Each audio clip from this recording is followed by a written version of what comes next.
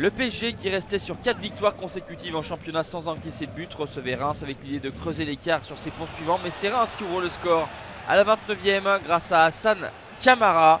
Toujours sans Mbappé, Cavani ou Icardi, les Parisiens n'égaliseront pas. Ils vont même encaisser un but à la 94e signé Boulaïdia. Après le Vélodrome, Reims s'impose au Parc, là où les Parisiens n'avaient plus perdu depuis plus d'1 an.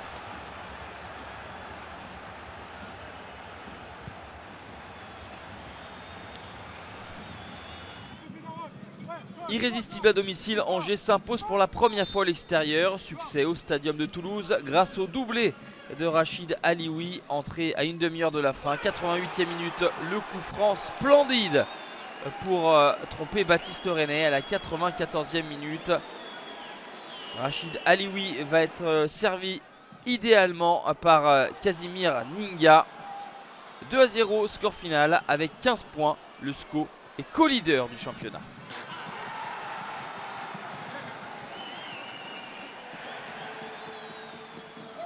À la faveur d'une 4e victoire en 4 matchs à Pierre-Mauroy, Lille s'invite sur le podium. Les Dogs dominent logiquement Strasbourg grâce au 6e but d'Osimhen. Son 6e à domicile. L'attaquant nigérian va ensuite se muer en passeur pour Loïc Rémy. 2-0, score final pour le LOSC.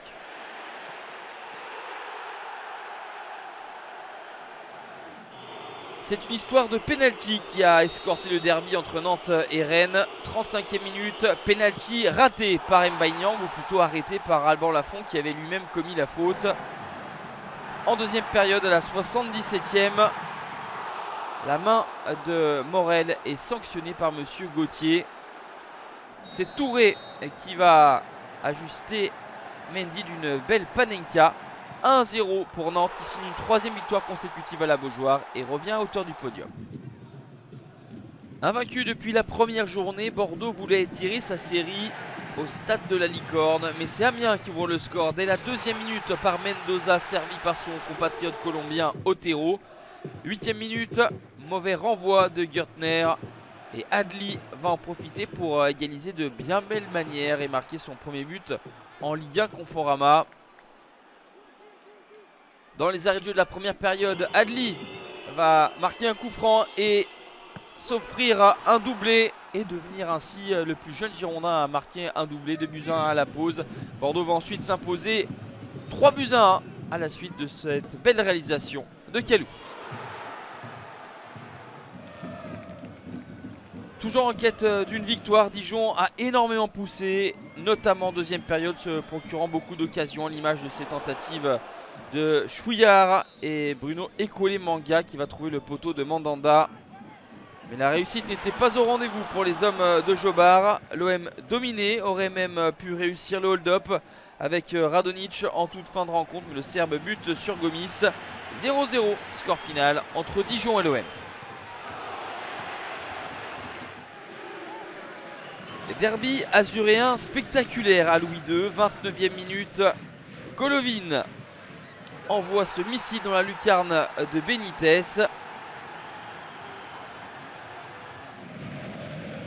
Et en deuxième période, Nice va égaliser avec une frappe puissante également signée Burner. Son premier but en Ligue 1 Conforama. Monaco va ensuite reprendre l'avantage. La transversale de Fabregas pour Slimani qui va permettre à Golovin d'inscrire son tout premier doublé depuis qu'il évolue en France. Monaco reprend l'avantage et va même inscrire un 3e but. Golovin donc 2 buts plus une passe décisive pour Wissam Ben Yedder. Monaco s'impose 3-1 et signe sa première victoire de la saison. Autre derby lors de cette 7e journée, celui du Languedoc entre Montpellier et Nîmes. Un seul but, mais quel but!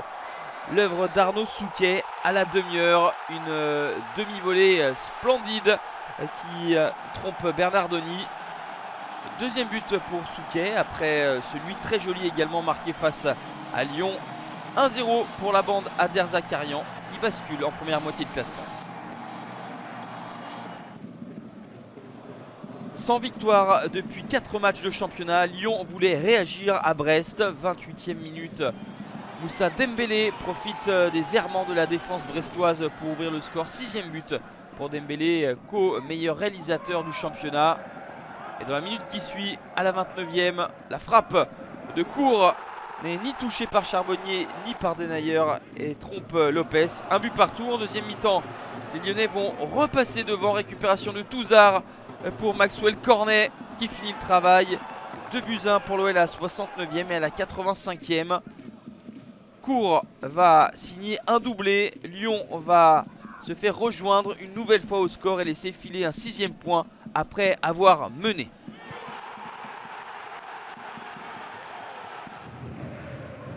Opposition entre deux formations dans la zone rouge. Saint-Etienne n'a pas réussi à dominer Metz et se fait même surprendre à la 18e minute. Diallo inscrit son 5e but de la saison. Metz s'impose 1-0 dans le chaudron.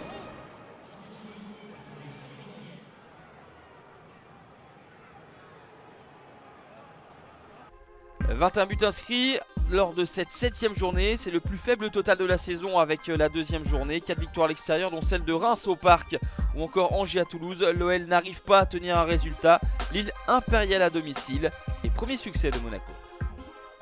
Le PSG rejoint au classement par Angers, suivent 2 points derrière Lille et Nantes. Bordeaux gagne 3 places et devient 5e juste devant l'OM. Dans la deuxième partie, l'on retrouve Lyon, 11e, qui continue de piétiner. Monaco passe de relégable à barragiste. Saint-Etienne devient relégable en compagnie de Dijon, seule équipe sans victoire. La 8e journée s'étend sur 2 jours avec le samedi horaire inhabituel de 13h30 pour OL Nantes, notamment pour être diffusé sur le continent asiatique. À suivre Bordeaux PSG le même jour, le dimanche Nîmes Saint-Etienne et OM Rennes en clôture.